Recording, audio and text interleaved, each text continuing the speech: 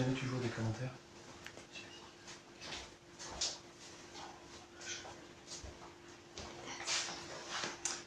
Bonjour à tous. On est un petit peu en avance. Le cours de dessin est prévu pour 16 h. Donc j'ai décidé de lancer le live un tout petit peu en avance, histoire de permettre à tout le monde d'arriver, de s'installer, de prendre son matériel, ses crayons, son papier. Et puis dans quelques minutes, on va pouvoir commencer. Alors c'est une vidéo live sur Facebook, donc ça veut dire que c'est une vidéo interactive. C'est une vidéo sur laquelle vous allez pouvoir réagir, laisser des commentaires, laisser des réactions. L'idéal pour moi, c'est justement d'avoir un maximum de retours de votre part, donc n'hésitez pas à liker pour montrer que vous êtes présent. Laissez des commentaires. J'ai toute une équipe avec moi, comme c'est le confinement ici, j'ai les personnes, les membres de ma famille ici qui sont là pour m'aider, pour recueillir les commentaires et essayer d'y répondre le plus possible. Donc merci d'ailleurs à mes filles qui m'aident à réaliser cette vidéo. Donc commentaires, like, allez-y, il n'y a pas de souci, on va essayer de gérer tout ça. Je me présente une première fois, mais je pense que je le referai tout à l'heure pour être sûr que tout le monde puisse entendre un petit peu, pour savoir qui je suis. Je redirai aussi plusieurs fois dans la vidéo, ne soyez pas surpris ce qu'on va faire aujourd'hui. Et puis ensuite, après ma présentation, je vous dirai ce qu'on va faire aujourd'hui dans le détail. Donc je m'appelle Thomas Bréauret, bonjour à tous, je suis ravi d'être là, merci à propriétéprivée.com de me laisser cette opportunité, c'est la première fois que je fais un live sur Facebook, je suis super content de pouvoir le faire. Je suis illustrateur, je réalise des albums pour enfants, des albums pour des enfants de 4-8 ans en règle générale, pour aller voir sur ma page Facebook les albums que je réalise si ça vous intéresse. Et ça fait plusieurs années que je donne des cours de dessin aussi. Donc je suis ravi de pouvoir le faire en live. C'est une autre façon de faire, c'est assez original pour moi, c'est un petit peu stressant aussi, donc je m'excuse par avance si je bafouille un peu ou quoi que ce soit. Mais voilà, je suis content en tout cas d'être là avec vous. Je sais que certaines personnes me connaissent, donc je suis ravi de pouvoir aussi interagir avec eux de cette façon-là, c'est une autre façon originale de travailler. Qu'est-ce que je peux vous dire de plus? Aujourd'hui, qu'est-ce qu'on va faire? Je vais commencer par un premier cours de dessin, aujourd'hui, donc un cours de 45 minutes, qui va parler essentiellement des visages. Comment dessiner des visages simplement. Donc il y a plein de techniques pour y arriver, je vais essayer de vous en montrer plusieurs. On va voir comment dimensionner ou proportionner les différents éléments du visage. On va voir aussi comment mettre des expressions sur les visages. Et puis on va voir comment aussi dessiner certains personnages célèbres. Donc je pense particulièrement à Gaston Lagaffe que j'ai dessiné derrière, à Astérix aussi, parce que je trouvais important pour ce cours, compte tenu des circonstances, étant donné qu'Uderzo nous a quittés la semaine dernière, de lui rendre un petit hommage aujourd'hui et puis de vous montrer comment dessiner Astérix. Voilà. Donc je vais commencer par vous parler de matériel, comme justement peut-être que vous êtes nombreux à commencer à arriver, puis à rechercher votre matériel pour savoir comment dessiner correctement. Il va vous falloir évidemment du papier, des crayons, et justement je voulais faire une petite parenthèse concernant les crayons, puisque quand on dessine, il faut essayer d'utiliser plusieurs crayons si possible. Pourquoi? Parce que quand on commence à dessiner, on a tendance à appuyer assez fortement sur la feuille de papier. C'est un réflexe qu'on a tous, surtout quand on est jeune. Même quand on est en train de faire des petits dessins préparatoires, des petits coups de crayon préparatoires, on a tendance à appuyer fort. Et ça, c'est un peu un problème parce que ces dessins préparatoires ont vocation généralement à être effacés après, ou en tout cas à ne pas trop se voir. Donc si on utilise un crayon assez gras, on risque d'être gêné à la fin par ces petits coups de crayon préparatoires. Donc le conseil que je donne, en règle générale, c'est de se munir de 2 crayons de bois, ou 2 crayons à papier, un crayon pas trop gras, donc ça va être un 2H, un H ou un HB éventuellement. Donc ce sont des crayons qui sont assez secs et qui nous permettent de faire des traits qui soient facilement gommables ou en tout cas pas trop visibles sur la feuille de papier. Donc ça, ce serait un premier crayon qui est intéressant en fait au tout début de notre dessin. Moi sur mon tableau, puisque tout ce que je vais dessiner en fait ce sera sur ce tableau en ardoise, je vais utiliser en fait une première craie qui sera la craie marron. Vous voyez, c'est une craie qu'on ne voit pas trop de par sa couleur, et ce sera en fait l'équivalent de votre crayon 2H, HB ou H. Donc à chaque fois que j'utiliserai ma craie marron, il faut vous dire que vous, c'est votre crayon de bois, votre crayon à papier sec qu'il faut utiliser. Et donc je préconise aussi l'usage d'un autre crayon à papier qui sera plus gras lui. Donc ça veut dire qu'il doit être dans l'échelle des B. Alors un 2B, un 4B, un 6B, c'est très bien. Ça permet de repasser justement sur certains coups de crayon ou certains traits qui auront pour moi été réalisés avec la craie marron. Et ça vous fait 2 crayons. Alors, ceux qui n'ont pas 2 crayons, eh bien, ça veut dire quoi? Ça veut dire que quand vous faites les coups de crayon préparatoires, il ne faudra pas appuyer trop fort avec votre crayon de bois pour que l'on puisse faire abstraction de ces coups de crayon en fait après. Alors, j'ai un premier commentaire. Ok, j'ai un premier commentaire de Frédéric qui souhaite apprendre à dessiner des poissons. Alors, c'est une super bonne suggestion évidemment puisqu'on est le 1er avril. Donc ça peut être pourquoi pas la première technique de dessin dont on va parler aujourd'hui. On va voir si je le fais au tout début ou à la fin. Je finis ma petite présentation du matériel et puis on voit ça Frédéric sans faute. Merci pour ce commentaire. Alors, j'ai parlé des 2 crayons de bois. Donc pour résumer, un crayon sec, un crayon gras. Le crayon sec au début, le crayon gras ensuite. Ou si on n'a qu'un seul crayon de bois, on n'appuie pas trop fort quand on fait les petits coups de crayon préparatoires. Ensuite, évidemment, il nous faut une gomme, très important la gomme. Donc, voici une gomme classique. Je préconise aussi l'usage d'un crayon gomme pour ceux qui en ont. C'est super pratique, surtout quand on fait des dessins un petit peu précis. C'est un crayon avec une mine gomme très très fine et ça permet de gommer les petits détails. Et éventuellement, un dernier petit plus, un feutre noir à encre de Chine pour ceux qui veulent repasser définitivement leur crayon de bois avec un trait un petit peu plus sombre. Voilà pour le petit intermède, la petite parenthèse sur le matériel. Alors il est 16h05, donc j'espère qu'une majorité des personnes sont arrivées. On va pouvoir commencer. Je vais gommer mon Gaston et puis je vais dessiner en fait un premier poisson pour Frédéric. Comme ça, ce sera fait. Ça fera plaisir à Frédéric, et puis je suppose que beaucoup d'enfants sont intéressés aussi de savoir comment dessiner un poisson, comme on est le 1er avril. Alors je vais faire très simple, on peut imaginer le poisson en 2 parties, une première partie comme celle-ci, pour le corps, une deuxième partie comme celle-ci, pour la queue. On peut lui rajouter évidemment des yeux et une bouche. On peut rajouter aussi des nageoires, des écailles si on le souhaite.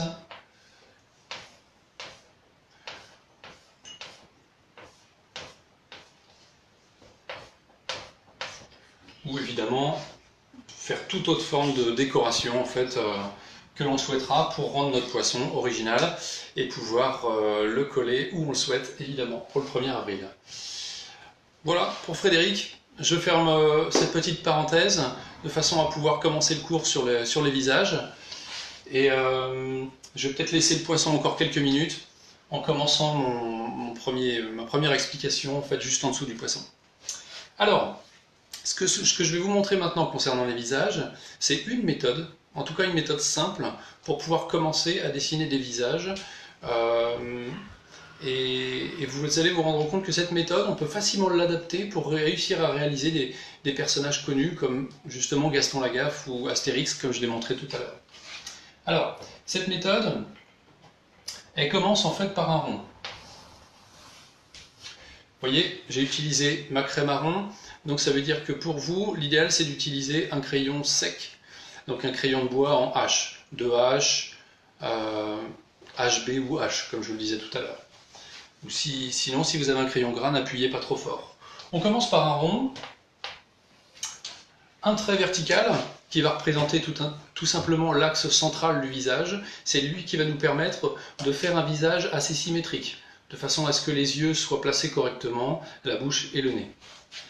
Et on va faire un autre trait horizontal, central, qui lui va matérialiser l'axe des yeux, et aussi il va nous permettre de placer plus facilement le nez et les oreilles. Donc vous voyez, les traits préparatoires pour un visage très simple, ça se limite à pas grand chose finalement, un cercle et deux traits. Je vais changer maintenant de craie, et vous allez pouvoir passer en fait à un crayon un petit peu plus gras, pour pouvoir placer les éléments. Alors, on va dessiner un premier personnage que je vais appeler Bob, tout simplement. C'est, on va dire, notre personnage qui va nous suivre un petit peu jusqu'au bout. C'est notre personnage un petit peu basique, que l'on va à chaque fois réaliser avec cette méthode très simple. Donc qu'est-ce qu'on va placer en premier sur le tableau? On va placer le nez de Bob. Voilà, on va lui faire un nez très simple. Vous allez voir tout à l'heure qu'on peut réaliser des nez très différents. On va mettre ses yeux juste au-dessus de l'axe horizontal. Là aussi, je réalise des yeux très simples. C'est des yeux qu'on peut trouver en bande dessinée ou dans des albums illustrés pour enfants. Juste, finalement, c'est pas tout à fait des ronds ou des points. Ce sont plutôt des points allongés, en fait, verticalement. Je rajoute des sourcils, une bouche. Voilà, on va faire un bob content. Et sur l'axe horizontal, à l'extrémité du cercle, je vais lui rajouter des belles oreilles. Voilà. Alors il va nous manquer des cheveux. Bob, on va lui donner une coiffure un petit peu ébouriffée. Voilà. Donc à partir d'un cercle et d'un axe vertical et horizontal, on peut facilement obtenir les points de repère nécessaires pour placer les yeux, le nez, la bouche, les oreilles et les cheveux. Alors les cheveux, je le précise, j'ai souvent cette question en cours, en fait, comment est-ce qu'on dessine les cheveux, comment est-ce qu'on les place? N'oubliez pas, c'est souvent quelque chose on a tendance à oublier de faire, c'est bien de faire partir les cheveux de derrière les oreilles. Voilà. Souvent on a tendance à faire partir les cheveux un petit peu au-dessus des oreilles. Ça donne un aspect un petit peu étrange parfois au personnage. Donc souvent on fait partir les cheveux de derrière les oreilles, ça résout certains problèmes. Voilà. Donc voilà Bob, avec une expression tout à fait, une expression souriante. Je parlais des yeux tout à l'heure. Alors les yeux, on peut les dessiner de plein de façons différentes. Il suffit de feuilleter plein de BD, vous allez voir que les auteurs de bande dessinée ou même les auteurs d'albums illustrés ont des façons très différentes de réaliser les yeux. Donc ici, j'ai réalisé des yeux de cette façon-là, avec des points allongés en fait, sur l'axe vertical. Alors je vais dessiner le nez en dessous, histoire de bien voir mes yeux là. Donc voilà une première méthode. Une deuxième méthode, ça consiste à faire grossir un petit peu les yeux, pour leur donner un petit peu plus de sensibilité. On fait un espèce de 6 en fait. Voilà. Donc, je vais peut-être les dessiner en un petit peu plus gros. Vous voyez bien.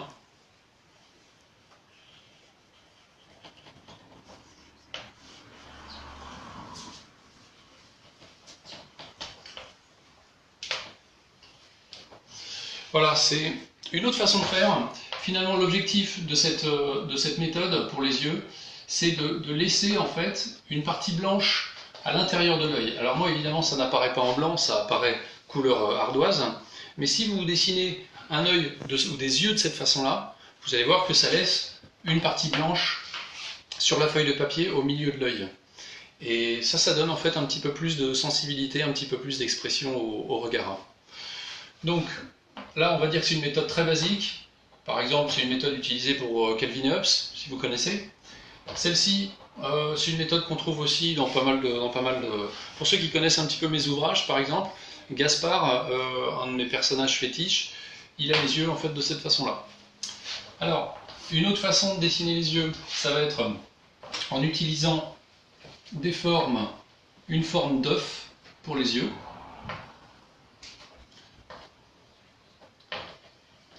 Ça aussi, une méthode très courante. On peut faire les ronds un petit peu plus gros.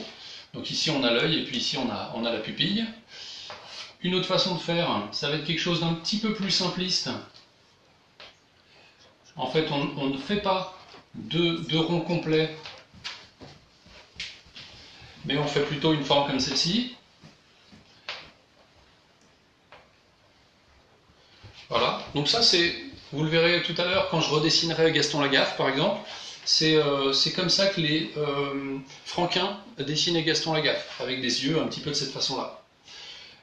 Ici ça pourrait correspondre aux yeux d'Astérix par exemple, sauf que les deux formes d'œufs finalement ne sont pas collées en fait. Vous verrez tout à l'heure, je vais dessiner Astérix, c'est quasiment celle-ci sauf qu'on écarte un tout petit peu les yeux. Donc voilà plusieurs façons de réaliser les yeux. Pour les nez, bah c'est un petit peu pareil, on peut imaginer des nez carrés, on peut imaginer des nez ronds, on peut imaginer des nez un peu plus énormes. Vous devez reconnaître le nez d'Astérix justement, ou des nez ronds tout simplement, de cette façon-là. Donc il y a plein de formes possibles, à vous d'essayer ces différentes méthodes. Vous pouvez tester tous ces yeux, vous verrez en fait la méthode qui vous plaît le plus. Vous pouvez vous lâcher avec les nez aussi, puisque de toute façon dans la vraie vie on voit bien qu'il n'y a pas deux nez qui se ressemblent. Donc essayez les différentes formes, rectangulaires, ovoïdes, tout ce que vous imaginez. Vous tomberez sûrement sur des méthodes ou sur des formes que vous trouvez rigolotes. J'en profite pour passer le bonjour à Titouan qui m'a laissé un petit message tout à l'heure. Je suis ravi qu'il suive ce petit cours de dessin. Voilà, donc mon bob il est là. Je l'ai dessiné avec des yeux de ce type là, un nez tout à fait classique. Je vais vous montrer en fait que cette méthode, si on la fait évoluer un petit peu, eh bien on va déformer le visage et on va justement pouvoir donner en fait une forme plus originale au visage. Merci à Catherine pour son commentaire, c'est très gentil. Je suis content que la méthode ou la pédagogie lui plaise. On va essayer de continuer comme ça, j'espère que ça va continuer ainsi. Je vais devoir gommer le poisson ou effacer le poisson que j'ai fait au début. Je m'excuse pour, je crois que c'était pour Frédéric ou la fille de Frédéric. Voilà. Donc, je vais effacer Bob et je vais vous montrer en fait qu'avec cette technique, si on la fait évoluer un tout petit peu, comme je vous le disais, on peut être amené à changer totalement l'aspect du visage en fait. Alors, je vais revenir sur Gaspard. Gaspard, j'en ai parlé tout à l'heure, c'est un de mes personnages fétiches que j'utilise dans mes albums. C'est pas un rond que j'utilise pour Gaspard, c'est une forme ovoïde, plutôt un ovale. Vous voyez, c'est un petit peu écrasé sur les côtés comme ça. Et l'axe des yeux, je le mets un petit peu plus bas. Par contre, l'axe central, il est toujours au milieu. L'axe vertical, il est toujours au milieu, mais l'axe horizontal, je le rabaisse un petit peu. Je lui fais un petit nez tout rond comme ça. Un grand sourire. Les yeux, comme je l'ai expliqué tout à l'heure, en forme de 6.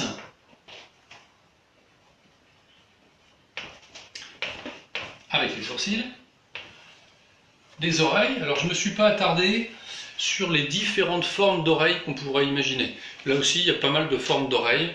Moi, ce que j'aime bien faire, en fait, c'est une petite spirale à l'intérieur de l'oreille, comme ça. Alors que les oreilles que j'ai dessinées tout à l'heure étaient un petit peu différentes. Je vous montrerai comment Franquin et Uderzo dessinent les oreilles tout à l'heure. Voilà, donc on voit qu'on a un visage un petit peu plus écrasé, un nez un petit peu plus petit, et l'axe des yeux en fait qui est un petit peu descendu. Ensuite, je viens rajouter une coiffure un petit peu ébouriffée avec une raie légèrement sur le côté.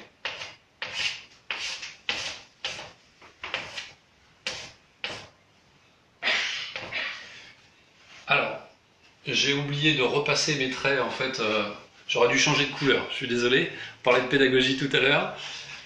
Normalement, si j'avais suivi ma méthode correctement, j'aurais dû repasser en fait tous mes traits en bleu. Donc normalement, je ne devais garder en marron que l'ovale, le trait horizontal et le trait vertical. Je m'en excuse. Donc là, je repasse correctement les différentes parties de mon visage en bleu. Voilà.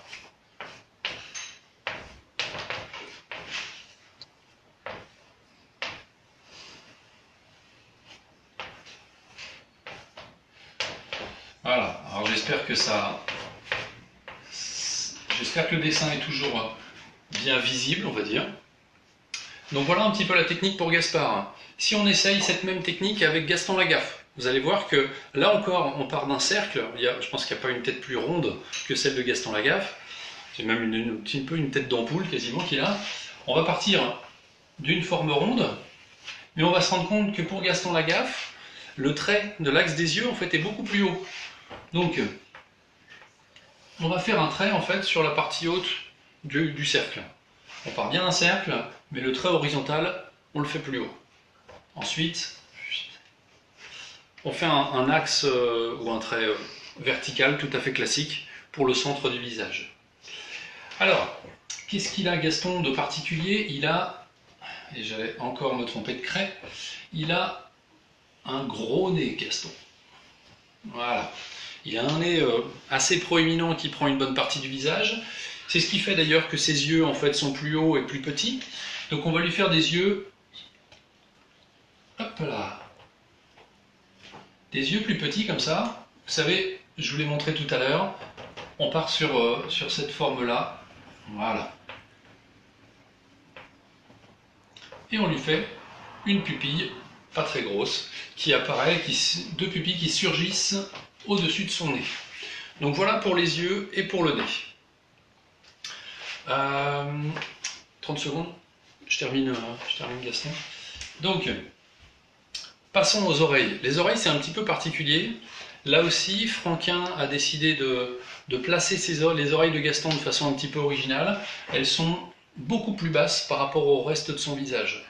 Donc, au lieu de les mettre en face de l'axe horizontal, il les met un petit peu plus basses. Donc, on va les dessiner ici, ces oreilles. Et de cette façon-là.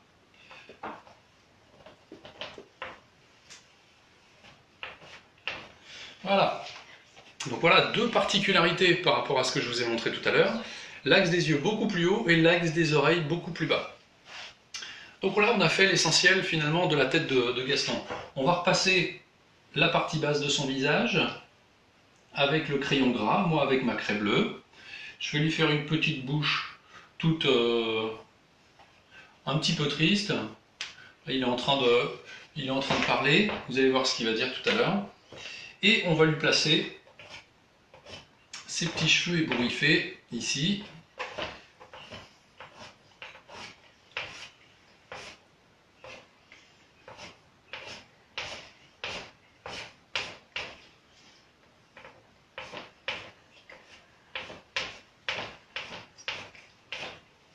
Voilà.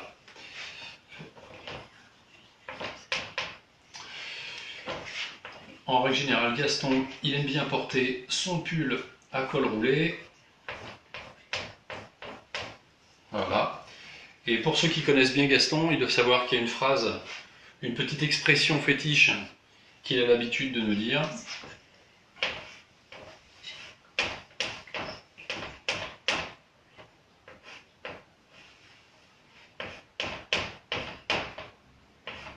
Alors, on va effacer tout ça.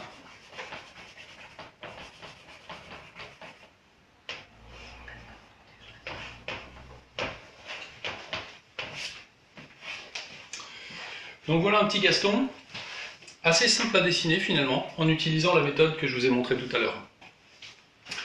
Alors, on va passer à Astérix, pour que vous voyez en fait comment est-ce qu'à partir de la méthode on réussit à dessiner Astérix.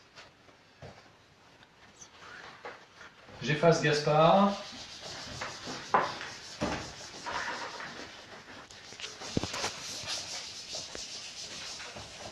Alors je ne sais pas si vous avez essayé, réussi en fait à dessiner Gaston. Je vais commencer à dessiner Astérix ici, mais comme je vais avoir besoin d'un petit peu de place, au bout de quelques minutes, je serai obligé d'effacer Gaston. Je le laisse encore un petit peu pour ceux qui voudraient pouvoir le terminer. Alors, on va à nouveau partir d'un cercle, puisque on a bien compris que c'était l'élément de base de la plupart des dessins, enfin en tout cas de la méthode que j'ai envie de vous montrer. Un axe vertical, un axe horizontal et un axe vertical. Mais cette fois-ci, on va se rendre compte que le nez prend une place énorme par rapport en fait à ce premier cercle. Le nez il va partir ici. Hop là. Voilà. Ça c'est la proportion en fait du nez par rapport au cercle initial pour pouvoir dessiner Astérix. Je vais devoir effacer du coup la suite, ou dessiner effacer ce qui est en bas pour pouvoir terminer mon Astérix.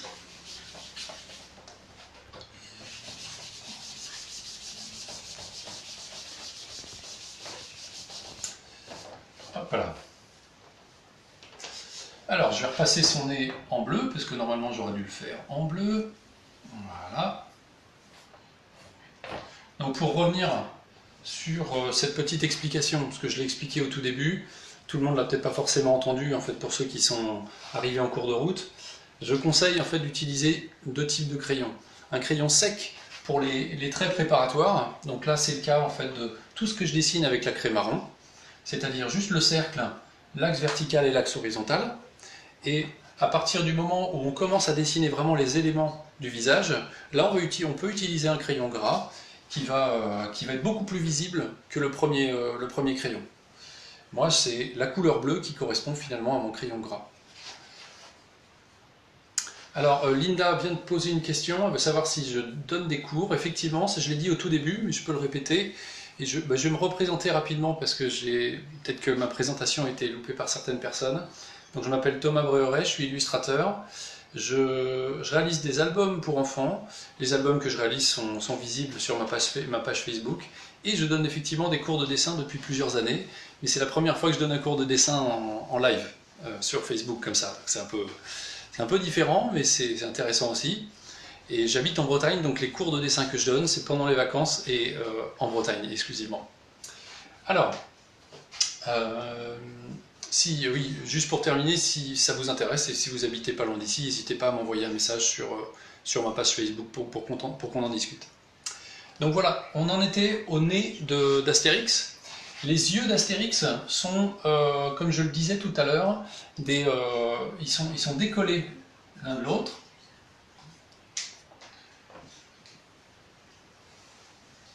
Voilà. Donc pourquoi j'ai décidé de dessiner Astérix? Je l'ai dit tout à l'heure aussi rapidement, mais vous le savez évidemment, je pense que tout le monde le sait, qu'Uderzo nous a quittés la semaine dernière, et c'était une façon de lui rendre hommage un petit peu en vous montrant comment dessiner un personnage quand même hyper célèbre de la bande dessinée française. Donc voilà pour les yeux, ils sont décollés l'un de l'autre, et on va rajouter une pupille assez grande. Voilà. Donc évidemment, tout ce qui est en bleu, moi sur mon tableau en ardoise bleu foncé, c'est censé être en noir pour vous. Astérix a des sourcils bien épais, donc on va lui dessiner des sourcils bien épais, qu'on va colorier en noir aussi. Voilà. Donc vous voyez, par rapport à la technique de tout à l'heure, il y a quand même de gros changements. On a toujours le rond de base, on a toujours les deux axes, l'axe vertical, l'axe horizontal, mais finalement le rond initial ne sert plus pour toute la tête, il ne sert finalement que pour le haut de la tête. Finalement, ça représente, ça peut être l'équivalent de la boîte crânienne finalement. Donc dans ce cercle-là, on arrive à ne faire tenir que les yeux et une partie du nez. Ok, donc on a les yeux d'Astérix, ses sourcils et son nez. On va lui rajouter sa moustache, sa fameuse moustache. Voilà.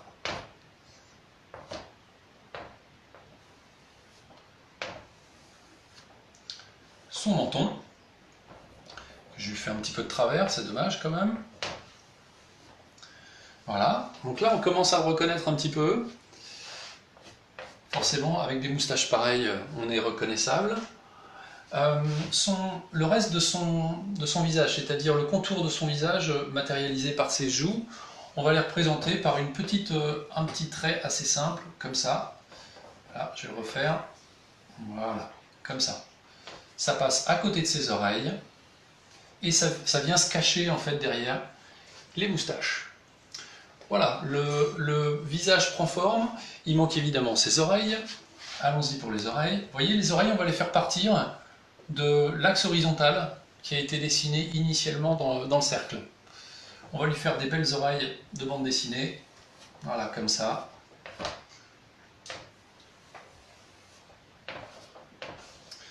Ok, là il commence à apparaître très franchement. Il va nous manquer ses cheveux qu'on va rajouter, son petit casque, et malheureusement je ne vais pas avoir assez de place pour dessiner l'intégralité des petites ailes qu'il y a sur son casque, mais je vais peut-être les redessiner à côté pour que vous voyez bien comment est-ce qu'on les dessine.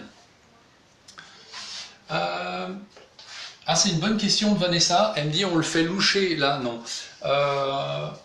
En fait, faites un essai, vous verrez, ça peut donner l'impression qu'il est en train de loucher là en ce moment, mais quand on le dessine de cette façon-là sur papier, donc plutôt en noir sur fond blanc, et bien étonnamment, ça ne le fait pas. Et pourquoi? Parce que justement, on a un espace entre les deux yeux.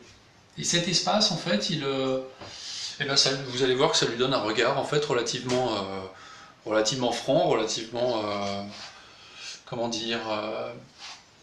normal finalement.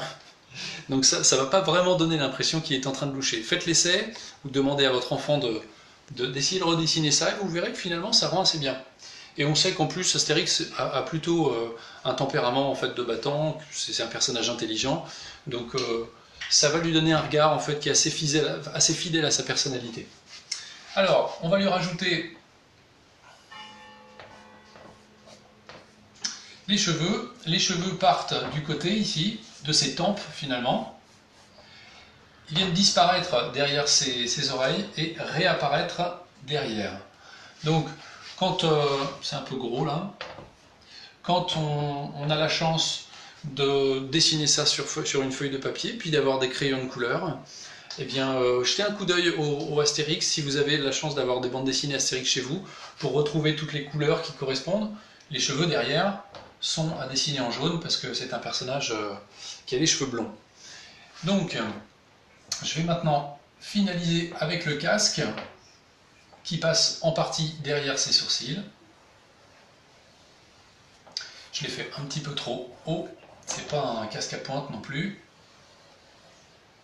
Voilà, il a la petite boule au-dessus, les deux petites fixations sur le côté sur lesquelles vont venir s'accrocher les petites ailes sur son casque, et là on a les ailes qui partent comme ça et qui réapparaissent de cette façon-là.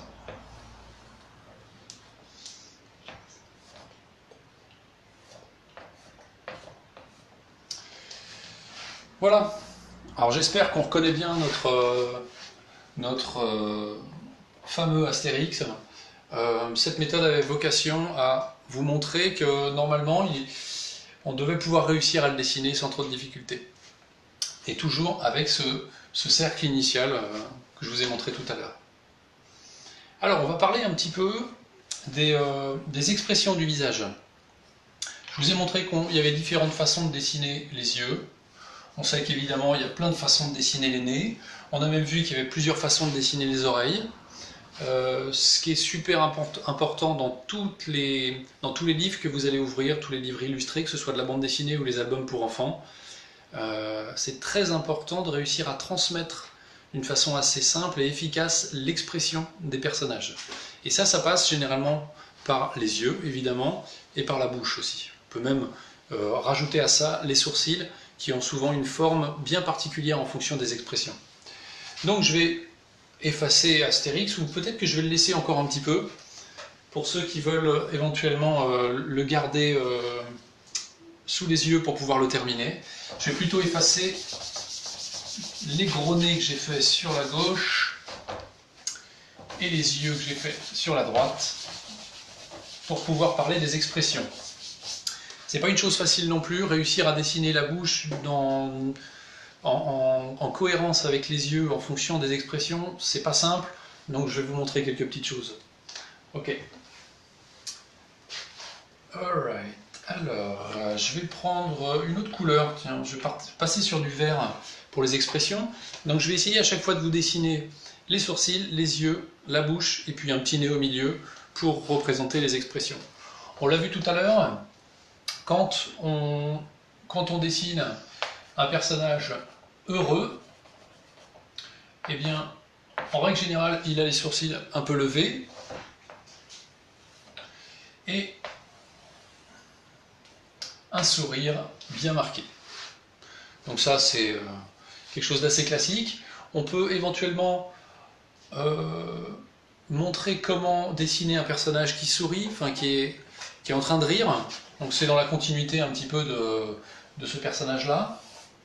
Si on passe au rire, on va dessiner des yeux de cette façon-là,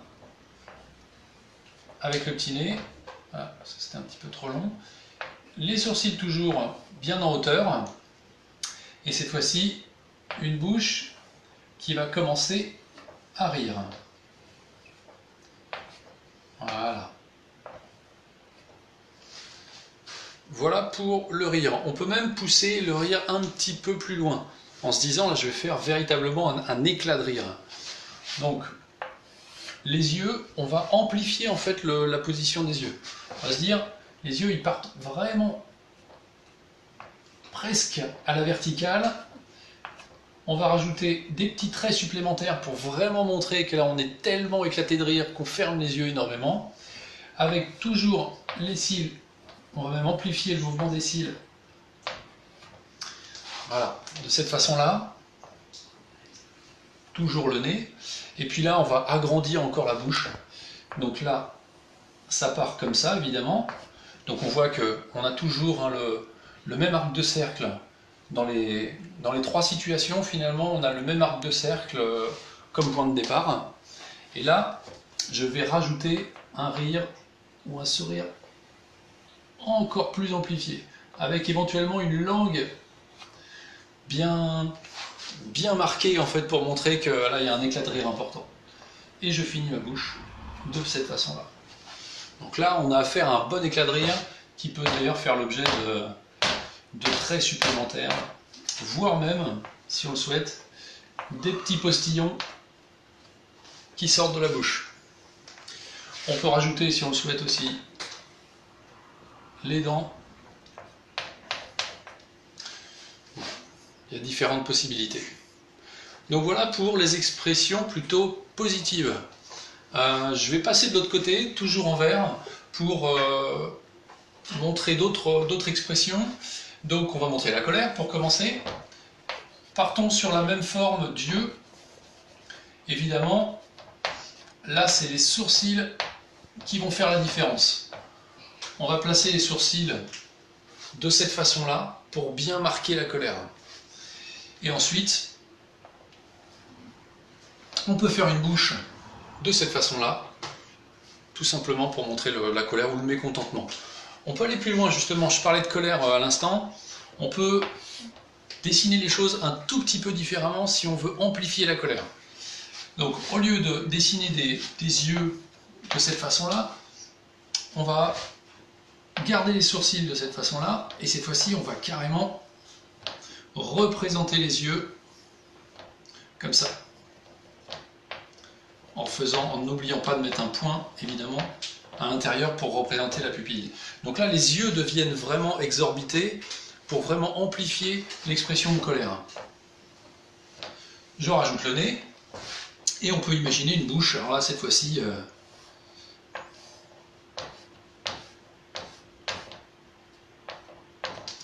une bouche comme ça, là, pour vraiment représenter une colère très marquée. Ok, j'apprends que Titouan est super content, je suis ravi que ça te plaise. C'est tant mieux, parfait. Alors, la tristesse. La tristesse encore, va être particulièrement marqué par la forme des sourcils. Donc je vais rester sur mes yeux très simples comme ça. Et je vais mettre cette fois-ci les sourcils dans l'autre sens. Donc au lieu de les mettre comme ça, je les mets comme ça. Je refais un petit nez tout rond, enfin un nez assez classique. Et puis je vais lui faire une bouche de cette façon-là. Là, il y a une petite différence entre cette bouche-là et celle-ci normalement. Celle-ci est vraiment assez douce en fait. La courbe de cette bouche doit être assez douce, alors que celle-ci, on peut vraiment la faire en fait un petit peu plus marquée. Donc voilà pour les expressions principales. Le sourire, le rire, l'éclat de rire, la colère, la grosse colère, la tristesse. On peut représenter aussi la fatigue. Donc la fatigue, on va la représenter toujours avec les sourcils comme ça, mais cette fois-ci peut-être avec des yeux un petit peu fatigués. Alors attendez, je vais le refaire autrement. On va matérialiser les yeux pour faire apparaître les paupières, parce que la fatigue forcément elle va influer sur les paupières. Donc on va faire des yeux, des pupilles qui dépassent tout juste des paupières, un petit nez, et éventuellement une bouche un petit peu en vague, comme ça, pour montrer vraiment une fatigue très importante. Christophe, merci pour ton commentaire. Si ça te plaît, je suis super content aussi. J'espère que je vais pas trop vite et que à chaque fois vous avez le temps de redessiner ces expressions. Je les laisse encore quelques secondes ou quelques minutes pour que vous puissiez en profiter. Quand vous arriverez à maîtriser toutes ces expressions, vous verrez, ça va donner vraiment un vrai plus à vos dessins. Vous arriverez à transmettre des émotions, à transmettre des messages plus facilement en maîtrisant ces différentes émotions. Je ne les ai pas toutes mises, hein. Il y en a plein d'autres qu'on pourrait rajouter, mais on n'en finirait pas là si je montrais toutes les expressions. Donc, je pense qu'il doit nous rester 5 minutes, donc c'est pas beaucoup. Je vais vous montrer que la méthode de base, celle avec le cercle et les deux axes, c'est une méthode qu'on peut utiliser, qu'on peut modifier justement pour faire tourner facilement la tête des personnages. Donc je vais être obligé d'effacer Astérix. Et au passage, j'en profite pendant que j'efface pour remercier Tom aussi pour son petit message. J'ai plein de messages positifs, ça me fait très plaisir. Je suis content que ça vous plaise. Et j'espère que vous arrivez en fait en même temps que moi à dessiner ce que je vous montre. Donc je vais repasser sur la craie marron, la fameuse craie qui correspond au crayon sec pour vous, au crayon de bois sec, donc en 2H, H ou HB. Donc on va à nouveau commencer par un rond, donc ça ne change pas. Et vous allez voir, je vais vous redessiner Bob, le fameux personnage, notre petit personnage fétiche en fait du début du cours, en tournant la tête vers la droite. Donc comment est-ce qu'on arrive à faire ça? Eh bien toujours en réutilisant le cercle initial, l'axe horizontal, parce que ça ne change pas. Ça veut dire qu'on va dessiner un personnage qui regarde droit devant lui. Par contre, l'axe vertical, on va le déplacer. On va le mettre comme ça. Alors c'est pas forcément facile pour tout le monde, je sais qu'en cours, quand on est très jeune, quand on a 5, 6 ans, 7 ans parfois, il est difficile en fait de représenter cet axe-là.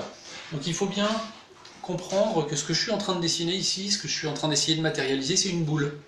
Donc une boule dont l'axe vertical va être déplacé sur la droite. Donc je ne sais pas si vous arrivez à le voir ici, il faut essayer de visualiser en fait une boule qu'on a légèrement tournée sur la droite. Au début du cours, finalement, la boule, elle était face à nous, avec le trait droit devant nous. Et en tournant la boule sur la droite, eh bien, le trait, il s'incurve et il regarde dans cette direction-là. Donc voilà, j'en ai terminé avec les traits préparatoires avec ma craie marron. Je peux reprendre ma craie bleue et essayer de représenter Bob, cette fois-ci, qui regarde vers la droite. Évidemment, en bande dessinée, dans les albums illustrés, ou même évidemment quand on est enfant et qu'on a envie de dessiner plein de choses, pouvoir avoir accès à cette perspective-là, qui nous permet de dessiner des personnages qui regardent à droite, qui regardent à gauche. C'est un outil absolument génial pour pouvoir exprimer tout ce qu'on a à exprimer. Donc, notre personnage regarde vers la droite. À nouveau, l'intersection entre l'axe vertical et horizontal correspond à la position du nez, qu'on va mettre juste en dessous. Donc je mets le petit nez de Bob. De chaque côté de mon trait vertical, je mets l'œil, les yeux de Bob. Vous remarquerez que mon œil, l'œil qui se trouve de l'autre côté, il est un tout petit peu plus petit. Forcément, il est derrière. Ok, on lui met les sourcils. Je lui rajoute sa bouche. Là encore, la bouche est légèrement désaxée. Je lui rajoute ses oreilles. Et je rajoute sa coiffure. Voilà. Et si on veut, on peut faire apparaître son oreille derrière. Je finis par le tour de son visage. Et on retrouve notre personnage du début qui regarde sur la droite. Donc voilà, c'est la fin de ce premier cours de dessin. J'espère que ça vous a plu. On a donc vu comment dessiner les visages de face, de profil avec différentes expressions. En parlant de Gaston Lagaffe et d'Astérix aussi, je trouvais que c'était important pour ce premier cours. J'ai en complément sur ma page Facebook, si vous le souhaitez, des méthodes de dessin pour dessiner des animaux, des lutins, des robots, toutes sortes de choses qui pourront être complémentaires à tout ce qu'on a vu. Donc n'hésitez pas à y aller, c'est disponible. Et puis j'espère que ça vous a plu. Merci pour toutes les interactions, merci pour tous les commentaires, pour tous les likes qu'il y a pu avoir.